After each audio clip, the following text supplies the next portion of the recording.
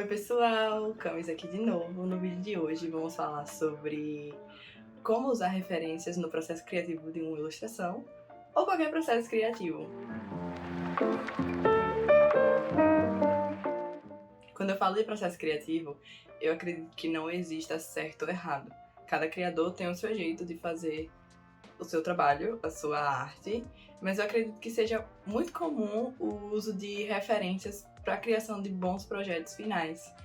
Então, por isso que hoje eu trouxe esse tema, que às vezes é um tanto quanto polêmico, já que algumas pessoas acreditam que o artista, para ele ser bom, ele tem que tirar tudo da cabeça dele e não usar referências nunca. E eu já adianto que, isso não é verdade. Você deve usar referência nos seus trabalhos. Obviamente, quanto mais referência você tem, mais enriquecido o seu repertório fica. Mas isso não exclui a necessidade de... não sei se a necessidade é a palavra certa, mas isso não exclui o fato de que usar referência é muito bom para o desenvolvimento do seu trabalho. Então, eu acho que o primeiro passo é entender o que é uma referência. A referência, ela não é uma imagem específica, uma coisa específica. Eu acredito que referência é tudo que você consome na sua vida. Toda a sua vida é uma referência. Os livros que você lê, as séries que você assiste, os filmes que você vê, os jogos que você joga, quando você sai com seus amigos, quando você viaja, o que você vê na rua, dentro de casa, tudo isso é referência, tudo isso enriquece o seu repertório. Não precisa ser necessariamente uma obra de arte, não precisa necessariamente ser uma foto. As imagens que você tem das coisas que você viveu são referências também. E aí eu acho que é onde entra a parte difícil. Como incluir referência na sua arte? Na criação de uma ilustração, o que você faz é misturar as técnicas que você conhece, as técnicas que você usa, com as referências que você escolheu, com as ideias que você teve. E aí é interessante você analisar coisas como iluminação, paleta de cores, posicionamentos, composições, e entender o que daquelas coisas que você separou faz sentido dentro do projeto que você quer criar. E aí, obviamente, você vai entender de forma mais, digamos, estratégica ou inteligente, o que faz sentido dentro da sua arte, para você trazer daquelas referências que você selecionou e usar elas de forma criativa para não apenas copiar as coisas que você selecionou. E aí, óbvio, tudo que você separa, você vai estudar muito em cima disso para que no futuro você consiga, a partir dessas referências, já ir criando suas técnicas, sua forma de interpretar as coisas. Por exemplo, você vai desenhar uma mão, você seleciona várias mãos diferentes, várias técnicas diferentes, e aos poucos você vai criando um mix daquelas coisas para criar a sua interpretação de desenhar uma mão.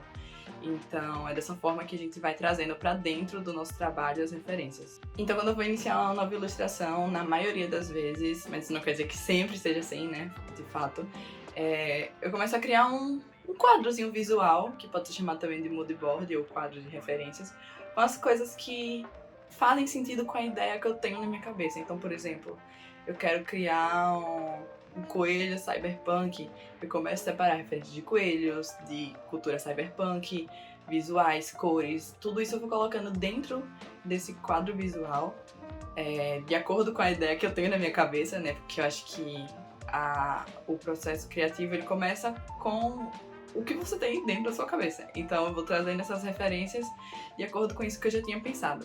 E aí o que eu coloco dentro desse quadro? Paleta de cores, cabelos, se eu estiver criando um personagem, composições visuais, obras de arte, talvez músicas até também, que seja interessante para você criar, qual atmosfera você quer passar no seu trabalho. Tudo que você acreditar que faz sentido colocar dentro desse quadro, você coloca, porque aí vai deixar o seu trabalho muito mais rico no final. E aí, a partir desse quadro, você vai estudar o que faz sentido dentro do que você quer fazer. Tipo, será que esse cenário que eu coloquei realmente faz sentido com o que eu quero? Então você vai analisando todas as referências que você separou para chegar nas que se aproximam mais do projeto que você tem. E aí você vai misturar, obviamente, com sua criatividade e as técnicas que você costuma usar e ver o que faz sentido nisso. Então, por exemplo, nessa capa de livro aqui, o Keisuke... Eu vou dar uma colada aqui. O Keisuke Minohama selecionou a obra O Grito e juntou com a obra do próprio Junji Ito para criar a identidade visual desse material. Obviamente aqui a referência está sendo usada de uma forma muito mais direta. Você consegue olhar e já identificar de onde foi que veio aquela base. Mas ao mesmo tempo é mais fácil ver os traços da própria obra do Junji Ito aqui. E tipo, na contracapa ele já abstrai um pouco mais. Já sai um pouco mais do quadro grito. Você consegue entender a referência de onde veio, tipo a ponte, a praia aqui atrás. Mas ele conseguiu misturar isso de uma forma muito interessante, trazendo a identidade tanto da obra original quanto da obra do Junji Ito e reproduzir para criar o trabalho final dele em cima disso. Então, aqui foi muito direto, mas você também pode pegar a obra que você escolheu como referência, ou as obras que você escolhe como referência, e abstrair muito mais para que a pessoa talvez tenha que pensar um pouco mais, refletir um pouco mais em cima do seu trabalho, para no final dizer, eu acho que fulano usou X obra como referência para isso. Você não precisa, de fato, trazer essa referência de uma forma super direta e super de cara. Mas, apesar daqui ser usado de uma forma muito direta, não quer dizer que o trabalho não foi interessante, não foi muito bem pensado. Então eu acredito que o uso de referências é muito importante no processo criativo porque ela traz meio que o alicerce da obra, como se você fosse um construtor e a sua base ela se torna muito mais forte quando você tem referências fortes. Mas é claro que você precisa tomar cuidado com os exageros e entender, como eu já disse antes no vídeo, se aquelas coisas que você está separando realmente faz sentido dentro da sua obra ou como você vai usar ela dentro da sua obra. E também, de fato, o uso de referências não exclui a necessidade de se estudar fundamentos, paleta de cores, valores tonais, gestual, toda aquela base artística que todo artista sabe que precisa estudar. Às vezes a gente tenta fugir um pouco porque é mais complicado.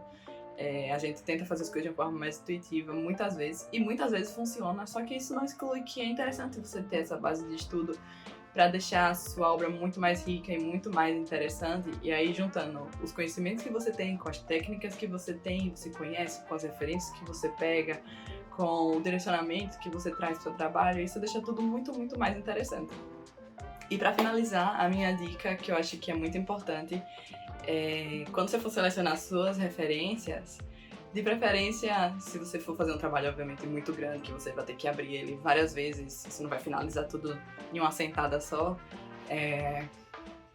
tome nota das coisas que você está fazendo e entenda o porquê você está selecionando aquelas coisas. Porque, por exemplo, não adianta você selecionar um feijão e um macaco, colocar lá no seu quadro visual e depois você ficar se perguntando por que eu escolhi essas duas coisas, você não conseguir lembrar por que você selecionou aquilo.